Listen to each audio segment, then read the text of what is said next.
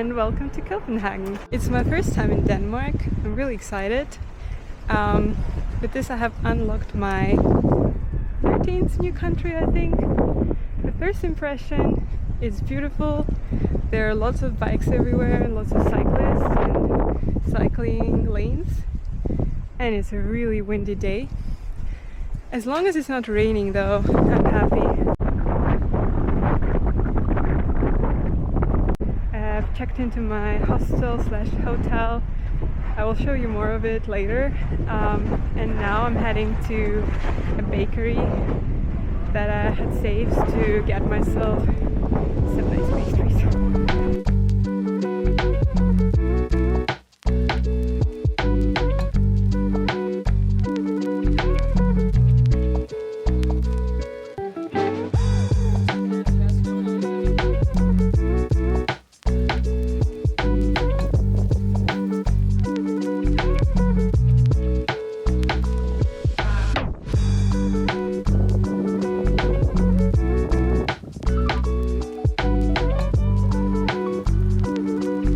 So I got distracted by this big pool of water on the map, and look what I found!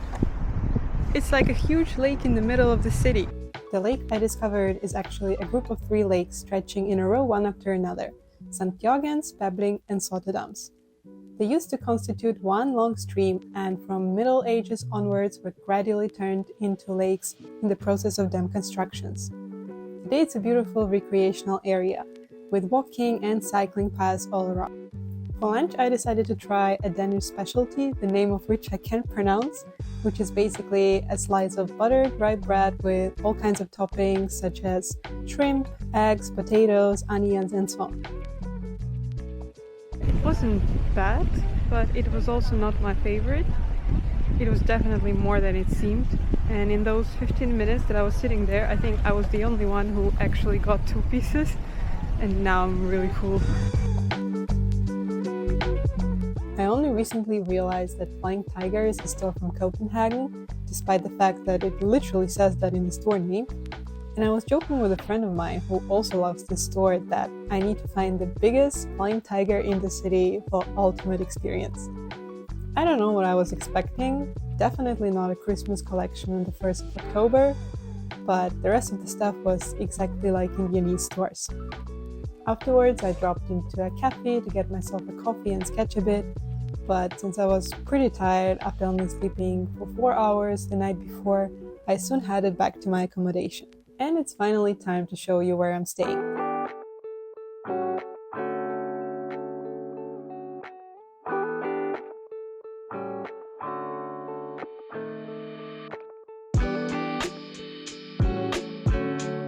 I decided to try something very different for this trip, and I booked myself a capsule hotel/hostel. Basically, instead of your own hotel room or a shared room with multiple beds, you get your little cubicle. It's probably like 6 square meters. Capsules are stacked on top of each other in pairs, and when you check in, you can choose which one you want. And since I am quite a bit claustrophobic, I went for the top one because the thought of having another capsule above my head was somehow terrifying. And this one does feel very spacious. Like, it doesn't feel like you're just in a little box. And this is what my room looks like. Starting with the entrance door, you have a mirror, and on the right is a double bed. Mine is elevated since it's a top capsule. When you check in, you get this cute little armband that has a chip in it, and the chip unlocks your capsule as well as the lockers that can be used up to 12 hours after you check out, which will be great for me on the last day since I don't need then to spend the whole day running around with my backpack. On the left you have some hangers and shelves to store your things. There are bathing robes you can use for the bathroom. You also get some towels and even a little plant. I find the lights really cool. You could choose the kind of ambience you want during the check-in, but you can change it later in the City Hub app. And there are also built-in Bluetooth speakers next to the bed, so you can stream your own music to them. I was pretty dead, so I recharged in the hotel for about 2 hours before heading back into the city. more specifically to Newhaven. Newhaven is a 17th century waterfront district that is one of the most iconic spots in Copenhagen. It is also a place where Danish author Hans Christian Andersen used to live. Fair enough, I would live here too. Here you will find beautiful colored buildings, cafes and restaurants that stretch along the canal all the way to the inner harbor. I read, however, that restaurants located here are very touristy and overpriced, so instead I decided to check out one of the food halls that seem to be very popular here and got myself a pretty good pizza. I returned to the hotel around 9 in the evening and checked out the bathroom, which honestly was great. The showers were immaculately clean. All of my hangers are already full, so I found a creative solution to drying my towel.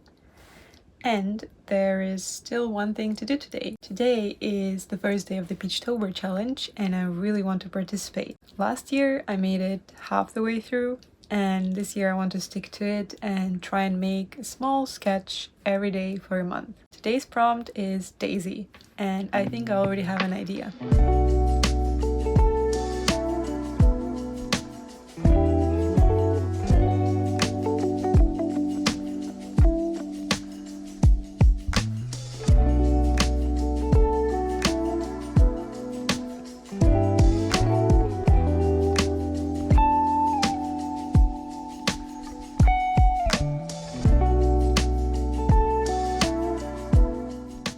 Welcome to day 2. In the morning my Metro pass was still valid for another 2 hours, so I decided to make good use of it and go to the city center.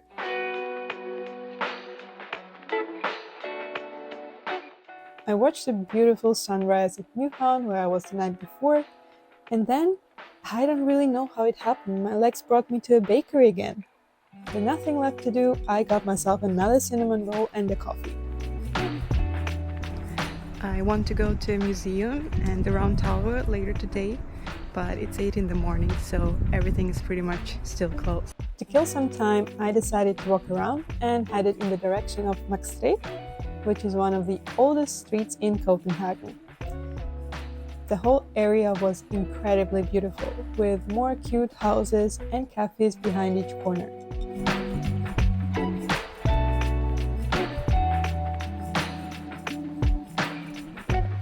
Don't be fooled by the sunny weather. It was still freezing cold. So soon I decided to make another stop at Coffee Collective, which was recommended to me by a friend. It turned out to be such a cozy and atmospheric place, and the coffee was great. I spent some time here sketching the next Beachtober prompt.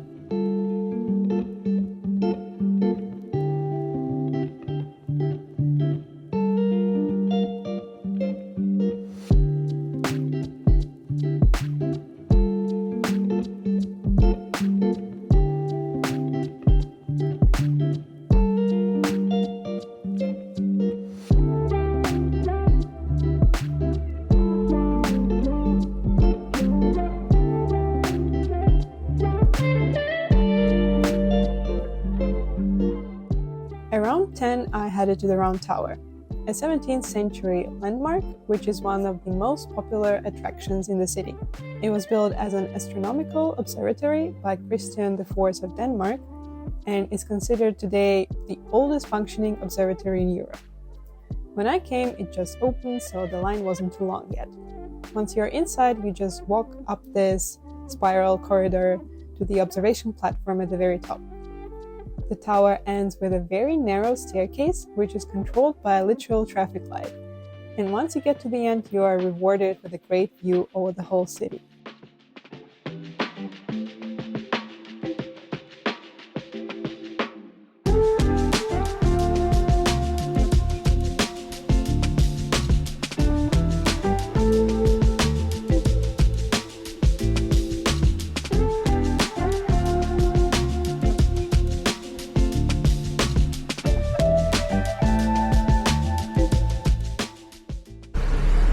The views were really cool, definitely worth visiting the tower. The next stop is an art museum called Glyptotek. I'm really excited about that one. Of course, I got distracted by this cute art store on my way. They had lots of unique handmade decor from glass and ceramics. I didn't get anything because honestly I got a bit overwhelmed by the selection, and also I wasn't sure if anything I get survives the road back. That building is so majestic. The majestic building you see is the Art Museum Glyptotek, showcasing primarily sculptures. The first thing you see when you enter is this breathtaking inner garden with a beautiful spherical ceiling.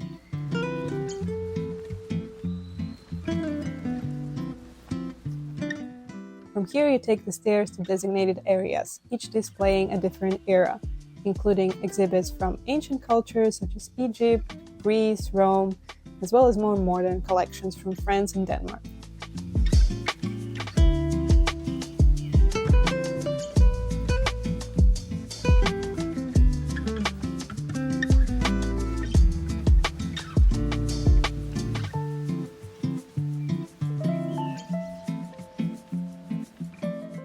My personal highlight was the staircase that led down to a tomb with Egyptian sarcophaguses and a few very crunchy looking guys.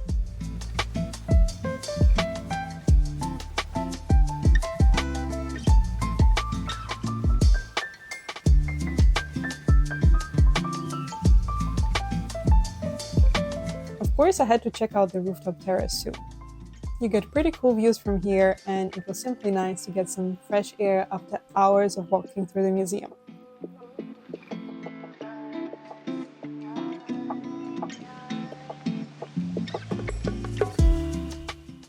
For lunch, I decided to try out the museum canteen. They gave me this plastic orange with some kind of tracking in it so that the waiter can find my table, which I found quite funny. I ordered a pumpkin soup with some sourdough bread, and I was pleasantly surprised by how good it was. I was also sitting at a table directly facing the inner garden, so the view was great too. After lunch, I checked out the museum shop, which had some funny souvenirs. I ended up getting some postcards and prints for my friends and myself.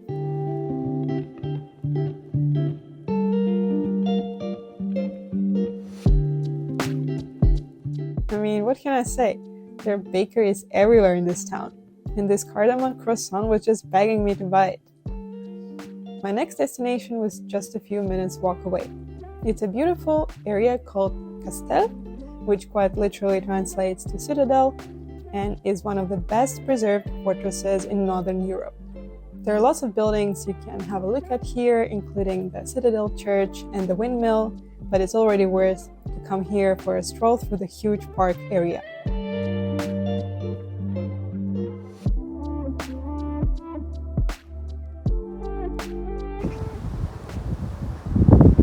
Here you can see where everyone is taking photos.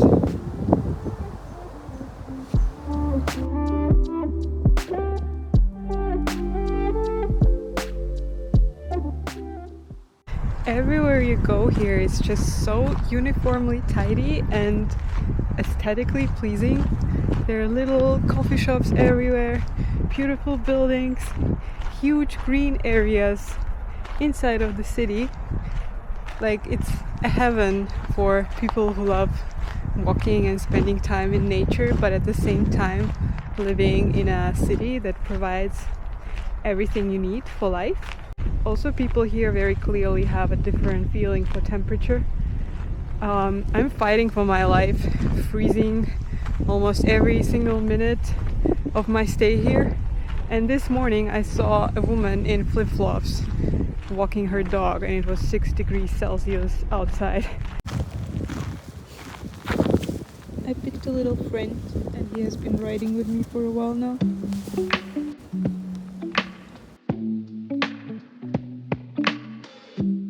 On my way back, I checked out another food court where you can buy both fresh groceries and finished goods and food.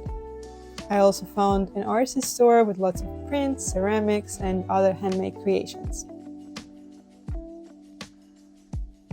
And of course, I walked through at least 4 huge parks I haven't been to yet. Or maybe I have. Looking back at the footage, I'm not sure anymore. I ended my day with a ramen and finished my beached over prompt after returning to the hotel.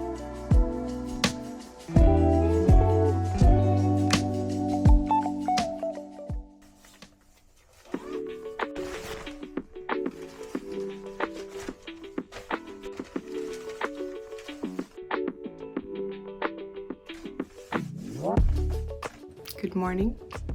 I don't know if it's something about this capsule or I was just so tired again, but I slept amazing. It's time to check out. I'm going to leave my backpack in the lockers till late afternoon. And there is still one very important thing to do today.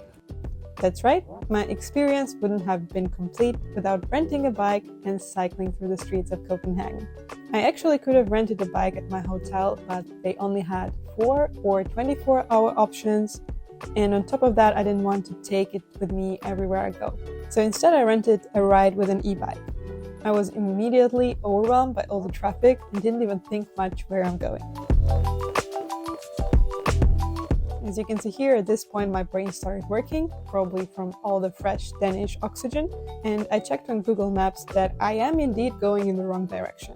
After turning around and cycling for another 10 minutes, I started getting hang of it, even though it was still quite stressful to pay attention to so many cyclists and cars simultaneously, and left turns were a tiny bit terrifying.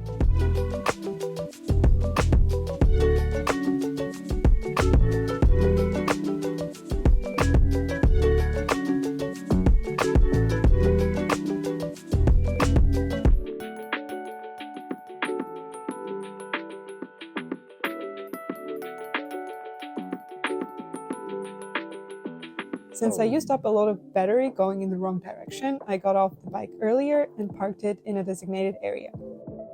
I wasn't mad about it though, because I ended up in the area I haven't been to yet and ended up discovering the cutest breakfast place ever.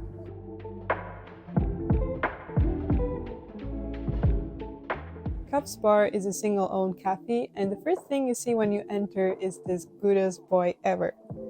The owner mentioned that she thinks many customers only come because of the dog, and honestly, I can understand that. The food and coffee were great too.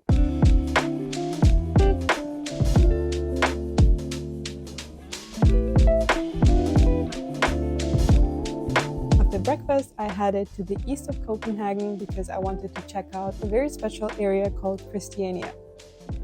Freetown Christiania is an intentional community which is, among other things, famous for its rules that are independent from Danish government, as well as open sale of cannabis, which was apparently shut down earlier this year. And without exaggeration, it's one of the most unique places I've ever been to. Everything here is soaked in the hippie culture, and everywhere you go, you see lots of street art, random, not fitting together objects like old vehicles hung up in the air or these huge mushrooms sticking out of the ground.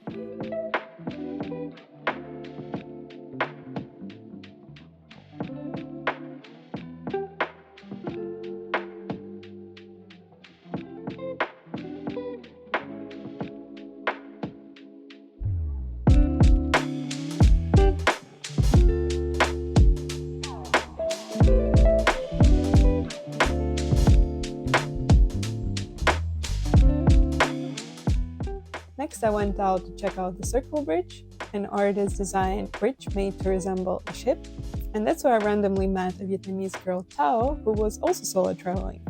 We started chatting and ended up hanging out together for the rest of the day. Tao is an interior designer who is passionate for architecture, so she showed me some cool buildings around that area of Copenhagen that I probably wouldn't even have noticed otherwise. We also got a coffee and a snack with the coolest view ever, and looked at some more buildings, like this one, and this one, and this one too. We also got some seriously good wraps at the wrap house. Can definitely recommend the place. It was eventually time for me to return back to the hotel to pick up my backpack, so I said goodbye to my new friend and headed to the city hub.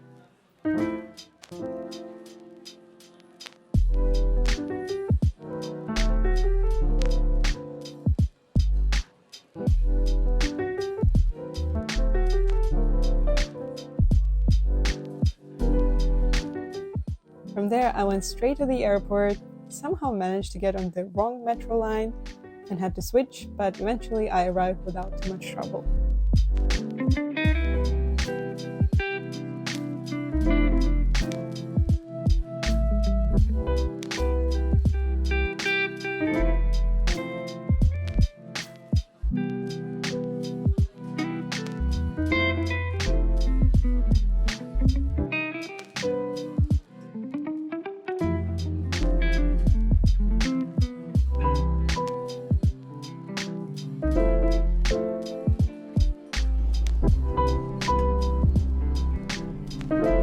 I missed my first connection train. I literally ran down to the platform and saw it pass by. But luckily there was another train going an hour later, and it's the last train going to the town where I live. So all in all, I think not the worst possible scenario. And I still need to do today's Beachtober challenge, so it will keep me busy and awake on my ride home. This is how my illustration turned out, and while we still have some time on this ride, let me show you some souvenirs I got. We have here some tea, a keychain with Scandinavian houses, some candy, a bike pin, and probably my favorite, this silly looking guy. And of course some postcards to remind me of my time in the wonderful Copenhagen.